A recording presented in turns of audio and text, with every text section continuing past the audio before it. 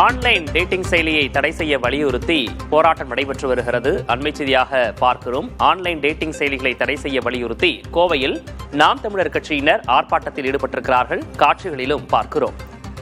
கோவை மாவட்ட ஆட்சியர் அலுவலகம் முன்பு நாம் தமிழர் கட்சியினர் தற்போது ஆர்ப்பாட்டத்தில் ஈடுபட்டிருக்கிறார்கள்.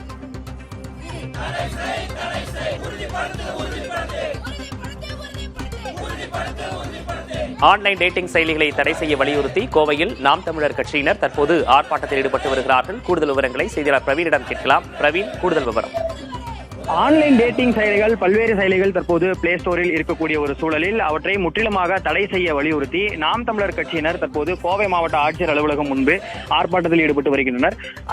டேட்டிங் செயலிகளுக்கு எதிரான பதாகைகளுடன் அவர்கள் முழக்கங்களை எழுப்பியவாறு சிறிது தூரம் பேரணியாக நடந்து வந்தவர்கள் கோவை மாவட்ட ஆட்சியர் அலுவலகம் நுழைவாயில் முன்பு நின்று கொண்டு பல்வேறு முழக்கங்களை எழுப்பினர். அதாவது பெண்களின் பாதுகாப்பை உறுதி செய்ய வேண்டும், ஆன்லைன் டேட்டிங் செயலிகளை உடனடியாக தடை செய்து அவற்றை நீக்க வேண்டும், குழந்தைகளின் எதிர்காலத்தை கேள்விக்குறியாகும் இது போன்ற செயலிகளுக்கு உடனடியாக தடை விதிக்க வேண்டும், பல்வேறு விதிகளை இதற்காக கொண்டு வர வேண்டும் என்கின்ற பல்வேறு முழக்கங்களை எழுப்பினர் அவர்கள்.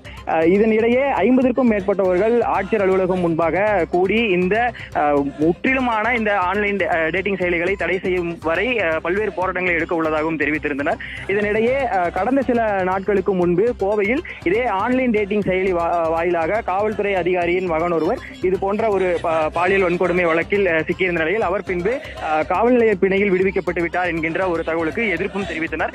அவரையும் கைது செய்ய வேண்டும் உள்ளிட்ட பல்வேறு முழக்கங்களை எழுப்பியவாறு அவர்கள் ஆர்ப்பாட்டத்தில் ஈடுபட்டனர். தொடர்ச்சியாக அவர்கள் ஆர்ப்பாட்டத்திற்கு பிறகு இந்த டேட்டிங் செயலிகளை முற்றிலுமாக தடை செய்ய வேண்டும் என்கின்ற ஒரு கோரிக்கையை வைத்து மனுவையும் மாவட்ட ஆட்சியரிடம் கொடுக்க உள்ளனர். விக்னேஷ், விவரங்களுக்கு நன்றி பிரவீன்.